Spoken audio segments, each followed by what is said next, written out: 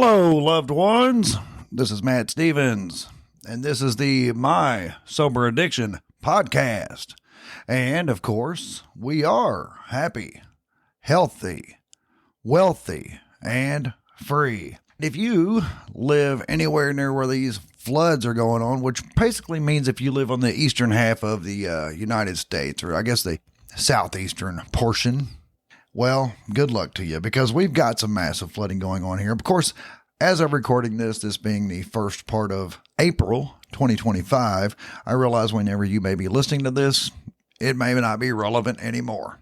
But hey, whatever, loved ones, we're pretty candid here, aren't we? So anyway, I had recently done a video on the YouTube channel, and I was talking about how during spiritual awakening and how the veil is thinning. And I don't just mean for individuals, because, of course, once we enter spiritual awakening mode, the veil is, that's going to be thinning. That's pretty much part of the deal. But I'm talking about, and not necessarily as a collective, but I am talking about on a much larger scale. It seems as if it's ramping up. And then I reflect back on, and I don't really talk about addiction much on the YouTube channel. I just kind of keep those separated between the podcast, audio podcast, and the YouTube channel. But I mean, I do reference the two a lot, obviously, but I'm thinking back on purpose and what's this all about and all of that. And of course, being an addict, I'm going to always revert back to addiction. And it raised a very difficult question. It's a very difficult question that I'm going to ask you, but I'm going to say, don't answer this question yet. In fact, maybe never answer this question, but it is an important question to just acknowledge. How does that sound? It's an important question to acknowledge. So the question is, was your addiction worth it? And I know it's the knee-jerk reaction is to say, well, no, of course not. I mean, I didn't want to go through all that and put my family through all that torment and all that hell. It's like, yeah, that's true. But how about if I worded it a different way? What if I said, well, now that you're on the other side of this and you've learned so much and you've been able to help other people now by being an example of what we can do when we do decide that I've had enough, I'm getting sober, I'm going to live a sober lifestyle, however you want to word it, and that's it. But you had to have gone through addiction, of course, so that you could come out and be that shining example. Then if I asked you the question, so was it worth it? Then the answer may be, well, maybe it was. You see, it's a very difficult question, and it's not really one that we have to answer. It's not, but it is a good question to keep in mind so that we can keep all of these things in perspective as we're moving forward. What I mean by that is we, dear loved ones, we were built for such a time as this. It's like, what do you mean by that? Well, these times in the world right now are very trying. And I don't mean bad. Not necessarily bad at all, but very challenging. There's so much turbulence and so much change, and it's happening so fast. Not necessarily bad things. In a lot of ways, it's a lot of good things. But humans, we are creatures of habit. We don't deal well with change. We don't like change. We don't want to change. We keep the change, right? So there's that.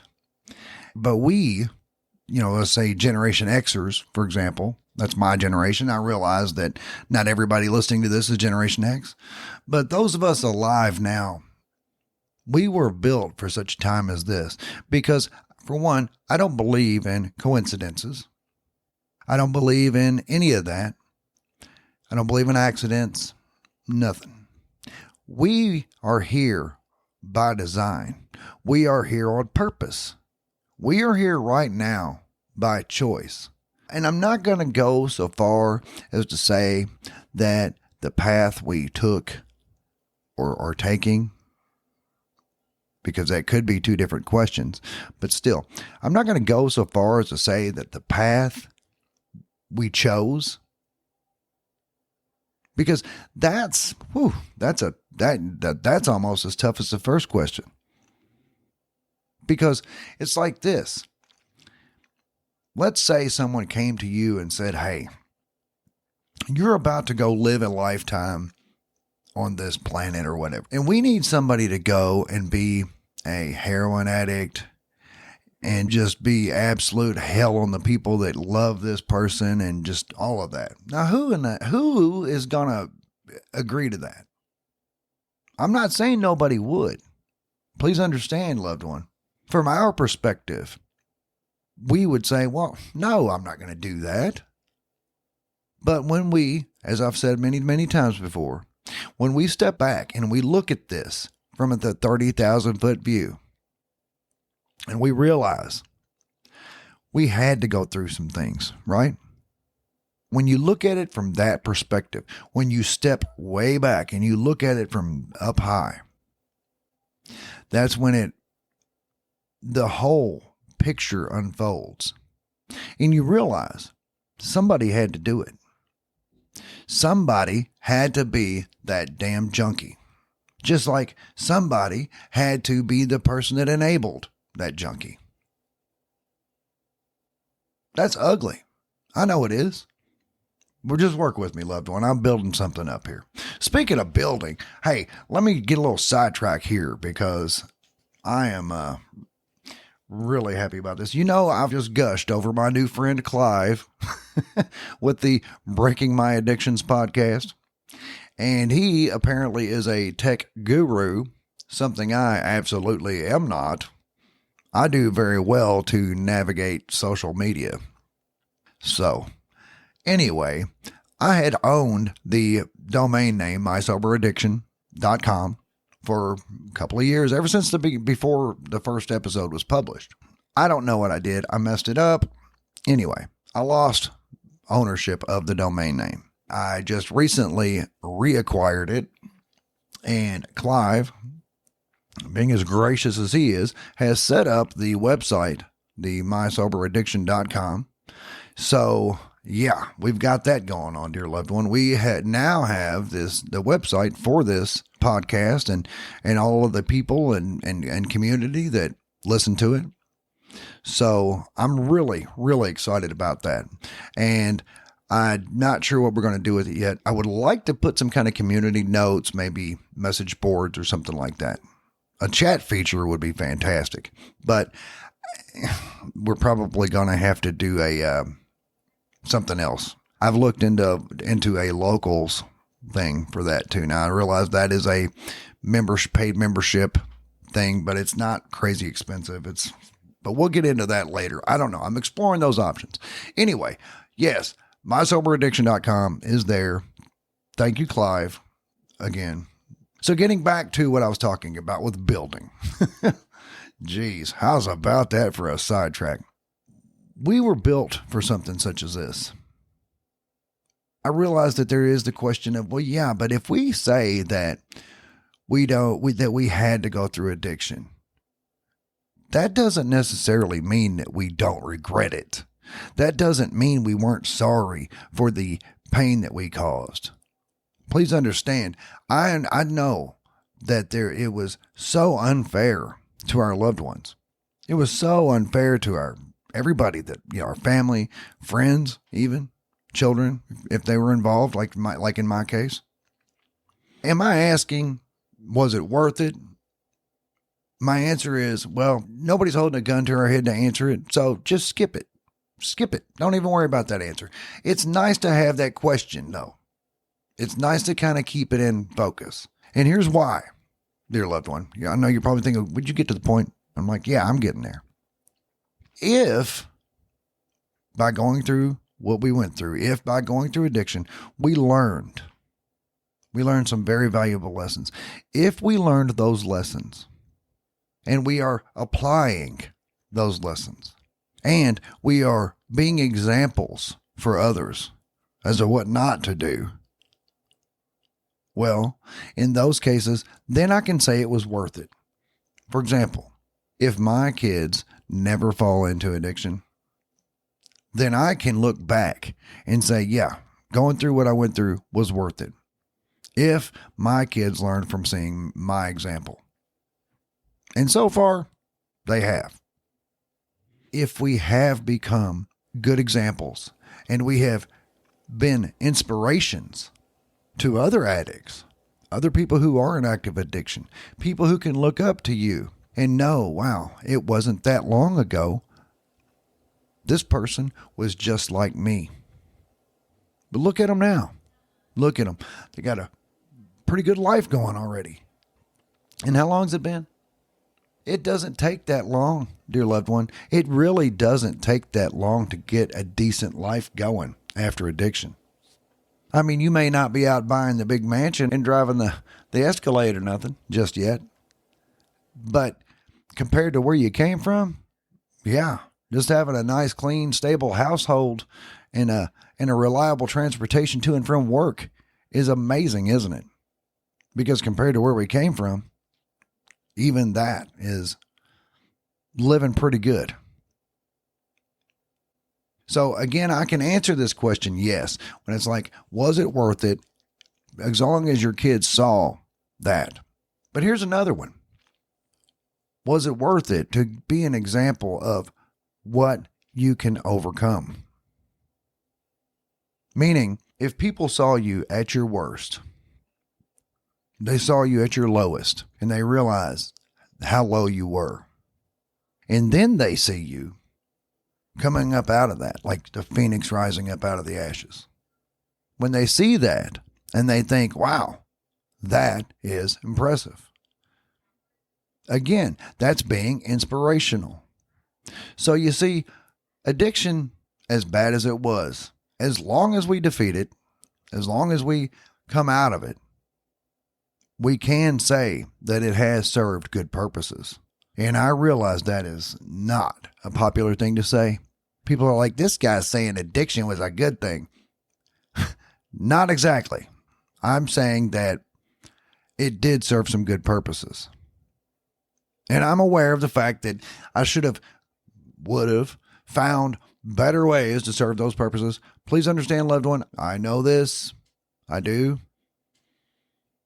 But I also know that you know what I mean. So, none of that matters. Because here we are now. But then again, it's like, hold on. Matt, you have said yourself that most of the people you knew during your time in active addiction didn't make it out.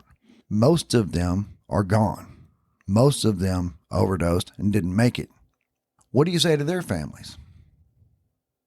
We don't really have anything we can say to that family. Well, what can you say to that family? What can you say to the mother of your friend who overdosed? But here's the thing. That mother, your friend's mother, she's not looking at you thinking, well, why did you get to survive and my kid not make it? No. I know that we may look at her and think that she may be resentful. And she may be a little bit resentful, yes, but not toward you. My experience has been that my friends, one in particular is in mind right now, actually. One of my friends that I was in rehab with that relapsed right after he got out and did not make it. He relapsed, he overdosed very quickly after getting out.